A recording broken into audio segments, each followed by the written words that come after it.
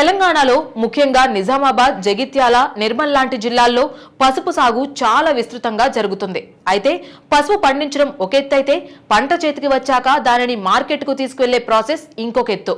పసుపు కొమ్మలను భూమిలోంచి తీయడం, వాటిని ఉడికించడం, ఆరబెట్టడం మరియు పాలిష్ చేయడం ఇదంతా చాలా ఖర్చుతో కూడుకున్న పని. కూలీల కొరత వల్ల రైతులు తీవ్ర ఇబ్బందులు పడుతున్న పరిస్థితి ఉంది. ఈ కష్టాలన్నీ తీర్చడానికి కొత్తగా ఏర్పాటైన జాతీయ పసుపు బోర్డు ఒక కీలక నిర్ణయం తీసుకుంది. పంట కోత తరువాత రైతులు ఉపయోగించే యంత్రాలపై భారీ స్థాయిలో ఆర్థిక సహాయం అందించేందుకు సిద్ధమైంది. అసలు ఏ యంత్రాలకు సబ్సిడీ ఇస్తున్నారు, రైతులు దీనికి ఎలా అప్లై చేసుకోవాలి, ఇప్పుడు చూద్దాం.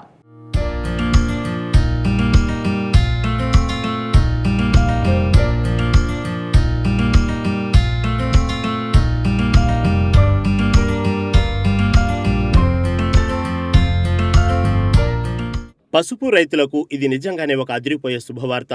భారత ప్రభుత్వ వాణిజ్య పరిశ్రమల మంత్రిత్వ శాఖ పరిధిలోని జాతీయ పసుపు బోర్డు 2026-27 ఆర్థిక సంవత్సరానికి సంబంధించిన తన అభివృద్ధి కార్యక్రమాలను అధికారికంగా ప్రకటించింది. ఇది పసుపు రైతుల పాలిట నిజంగానే ఒక వరమని చెప్పాలి.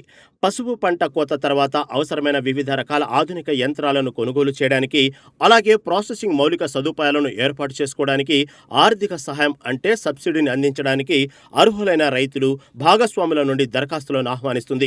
దీనితో రైతులు తమ పంటకు మరింత మెరుగైన ధరలను పొందగలుగుతారు. దేశీయ, అంతర్జాతీయ మార్కెట్లలో భారతీయ పసుపుకు కొత్త గుర్తింపు లభిస్తుంది. జాతీయ పసుపు బోర్డు ఈ నిర్ణయం పసుపు రైతులకు ఒక కొత్త ఆశా కిరణమని చెప్పాలి. ఇది ఎంతో మంది రైతులకు లబ్ధి చేకూర్చే గొప్ప అవకాశం. ఎన్నో ఏళ్లుగా ఎదురుచూస్తున్న ఈ మద్దతు ఇప్పుడు వారికి అందుతోంది.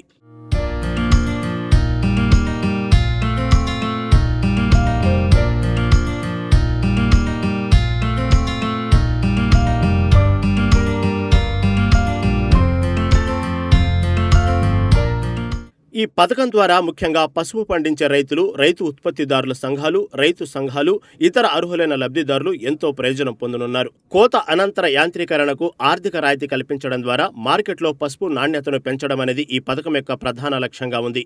విలువ ఆధారిత ఉత్పత్తులను తయారు చేయడం, దేశీయ మార్కెట్తో పాటు అంతర్జాతీయ మార్కెట్లో భారతీయ పసుపు ఉత్పాదకతను, పోటీతత్వాన్ని గణనీయంగా పెంచడం దీని వెనుక ఉన్న వ్యూహాత్మక ఉద్దేశం.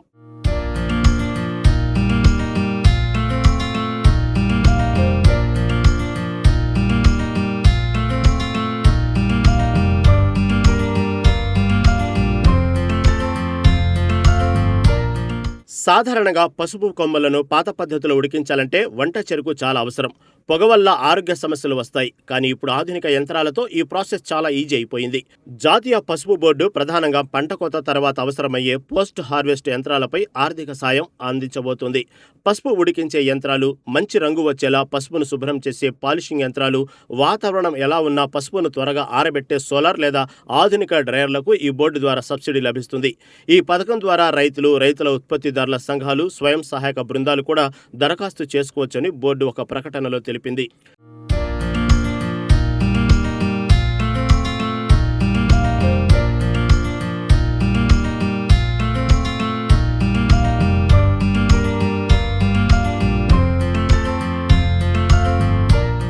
ప్రాసెసింగ్ మౌలిక సదుపాయాలను ఏర్పాటు చేసుకోవడం వల్ల విలువ ఆధారిత ఉత్పత్తుల తయారీకి మార్గం సుగమం అవుతుంది.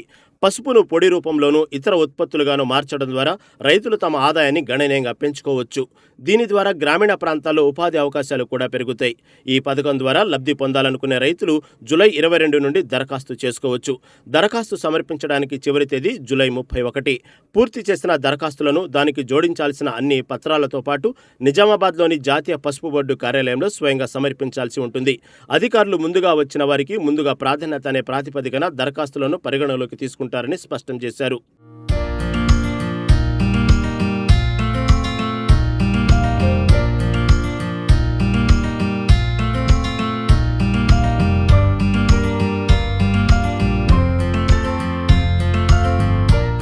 ప్రభుత్వం ఇచ్చే ఆర్థిక సాయంతో రైతులు ఆధునిక యంత్రాలను కొనుగోలు చేస్తే మొదటిగా కూలీల ఖర్చు సగానికి పైగా తగ్గిపోతుంది. పాత పద్ధతిలో పసుపు ప్రాసెస్ చేయడానికి వారాల సమయం పడితే యంత్రాల ద్వారా కేవలం కొన్ని రోజుల్లోనే పూర్తవుతుంది. సమయం ఆదా అవ్వడమే కాకుండా క్వాలిటీ విషయంలో ఎలాంటి కాంప్రమైజ్ ఉండదు. మెషిన్ ద్వారా పాలిష్ చేసిన పసుపు కొమ్మలు చూడటానికి మంచి ఆకర్షణీయమైన రంగులో ఉంటాయి. వాటిలో కర్కుమిన్ శాతం కూడా దెబ్బతినకుండా ఉంటుంది. ఇలాంటి బెస్ట్ క్వాలిటీ పసుపును మార్కెట్కు తీసుకుని వెళ్తే వ్యాపారులు ఎగబడి కొంటారు. రైతులకు ఆశించిన దానికంటే ఎక్కువ ధర లభిస్తుంది. కేంద్ర ప్రభుత్వం జాతీయ పసుపు బోర్డును ఏర్పాటు చేసిన తర్వాత తీసుకున్న ఈ నిర్ణయం మన రైతులకు నిజంగా ఒక వరం లాంటిది. కాబట్టి అవకాశాన్ని ప్రతి పసుపు రైతు సద్వినియోగం చేసుకోవాలి. ఈ సబ్సిడీల గురించి మరింత సమాచారం తెలుసుకోవడానికి స్థానిక వ్యవసాయ అధికారులను లేదా ఉద్యానవన శాఖ అధికారులను సంప్రదించి వెంటనే అప్లికేషన్స్ పెట్టుకోండి.